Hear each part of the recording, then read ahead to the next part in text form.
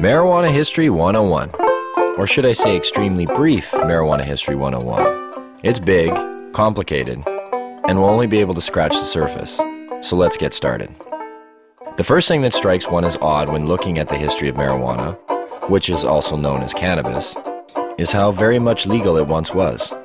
In fact, it wasn't only legal, it just happened to be one of the largest agricultural crops in the world, including the United States. You see, cannabis can also be hemp. And just what is hemp? Well, it's by and large the most robust, durable, natural soft fiber on the face of this planet.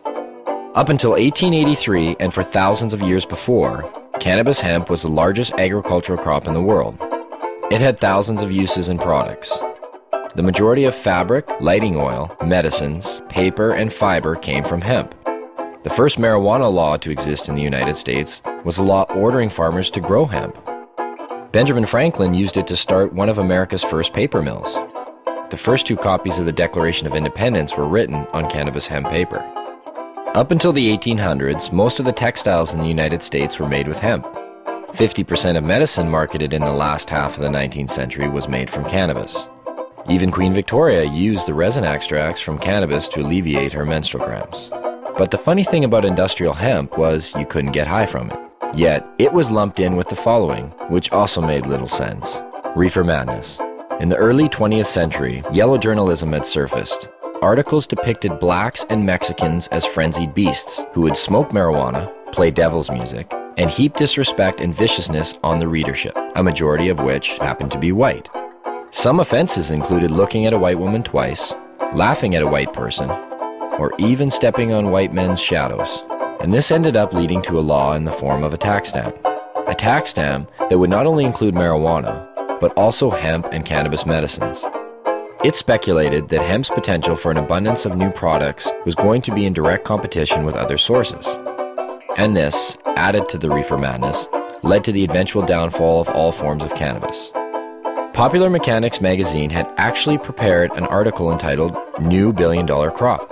Hemp was touted as being able to produce more than 5,000 textile products from its thread-like fiber and more than 25,000 products from its cellulose, ranging from dynamite to cellophane.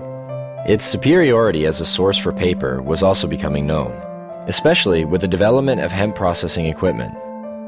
Now, the new Marijuana Tax Act was all fine and dandy, except for one thing. If you wanted to grow hemp, you needed to buy a stamp, but they weren't giving any out to anybody.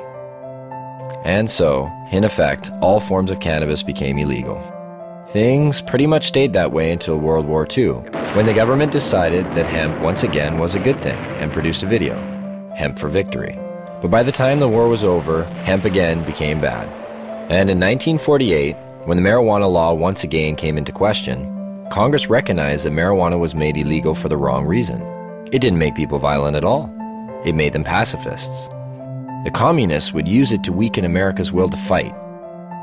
Congress now voted to keep marijuana illegal for the exact opposite reason they had outlawed it in the first place. And all through the years, report after report, commissioned by everybody, from the mayor of New York to the president of the United States, has come back with the view that marijuana should have no criminal penalty attached to it. Yet, marijuana remains as illegal today as it did nearly 70 years ago.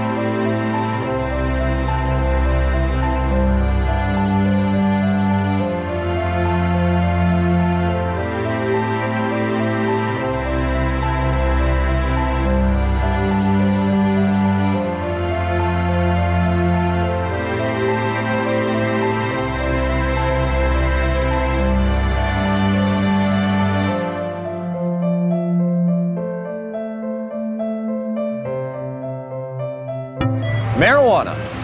It's become big business. A multi-billion-dollar business, both in Canada and the United States.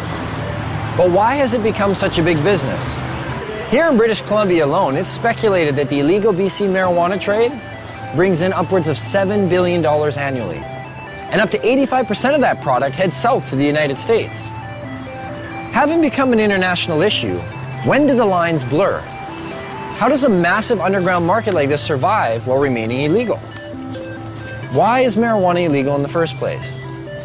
And if prohibition is meant to protect us, I guess the most obvious question is, does the prohibition work?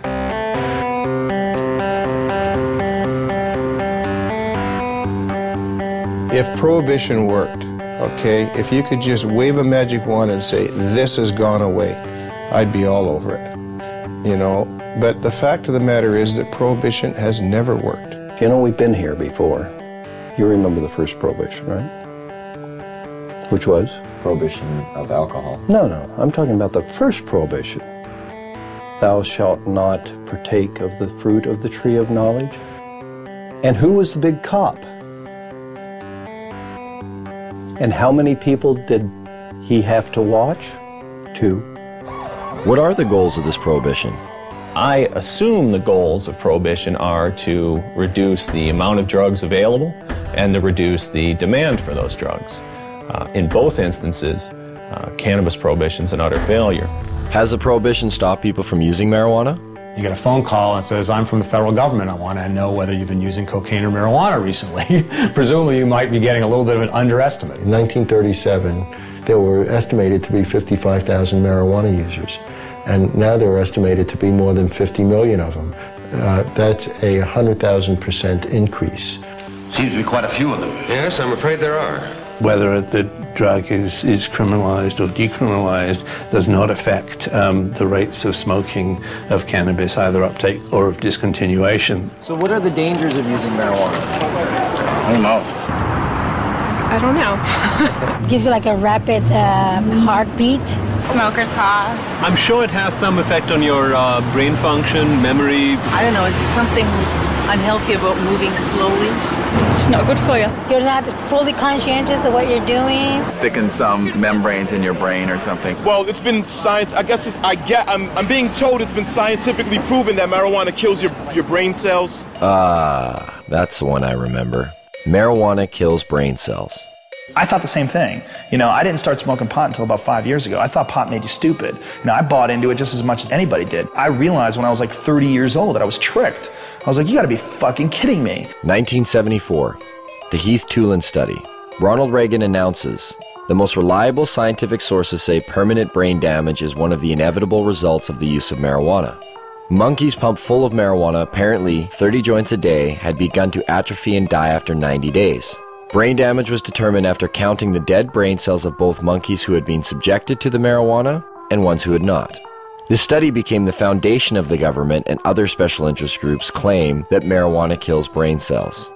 Here's what they didn't tell you. After 6 years of requests, how the study was conducted was finally revealed. Instead of administering 30 joints a day for 1 year, Dr. Heath used a method of pumping 63 Colombian-strength joints through a gas mask within 5 minutes over 3 months. They suffocated the monkeys. What they did is they put these gas masks basically on their face and they pumped pot into it, but without additional oxygen. So after X amount of time, the brain shut down. Well, if you suffocate, the first thing that's going to happen is your brain cells are going to die with lack of oxygen. So what they did is they suffocated the monkey, showed all these dead brain cells, and then went on to associate it by saying that cannabis use causes your brain cells to die. And how many people, not knowing the origin of the study, have gone on to quote it and re-quote it. And now people believe it. Studies since have shown no signs of any brain cell damage. In 2005, new research suggested that marijuana could possibly stimulate brain cell growth. That study hasn't received the same attention. Another common belief? Marijuana causes lung cancer. In the 1999 study by the Institute of Medicine that was paid for by the United States government, they had to use words like may and should cause cancer. We've been hearing for years them trying to say that it causes lung cancer, and we say, really, that's interesting because you can't even show us one case of cancer being caused by cannabis use alone. You definitely have to do it moderately because it does paralyze the cilia, but if it's not radioactive, you're probably not going to get cancer from it. Smoking it can be harmful because of the proper use of smoke. Not as a result of anything in the cannabis plant, but because they're intaking heated plant matter into their lungs. People said, well, you don't know, we haven't been smoking it long enough. Look what happened with cigarettes. We've had about 4 decades, or more than 4 decades of experience. If this was going to show up, it should have shown up by now. Finally, a study came out just in the last month verifying that cannabis smoke does not cause cancer. It's different than nicotine. And the elements in the tobacco smoke do cause cancer, and the elements in the marijuana don't. There's no cases of marijuana-only smokers getting brown lung syndrome. There's no cases of marijuana-only smokers getting emphysema. Strange for a plant that's so dangerous. How come none of that? Marijuana is as bad for you or worse than tobacco? Impossible. If they had the evidence, they'd be putting emaciated bodies or emphysema, lung cancer, black lungs, they would be parading them throughout the media. They don't have one. Yet people somehow or other think that it might cause the same thing. In fact, if you look at the straight deaths from substances, a different type of picture starts to appear. The #1 killer in the country? It beat out AIDS, heroin, crack, cocaine, alcohol, car accidents, fire, and murder combined. Tobacco. That's a nasty, dirty thing to say, son. A lovely, pure white cigarette causing cancer. It gets me right here.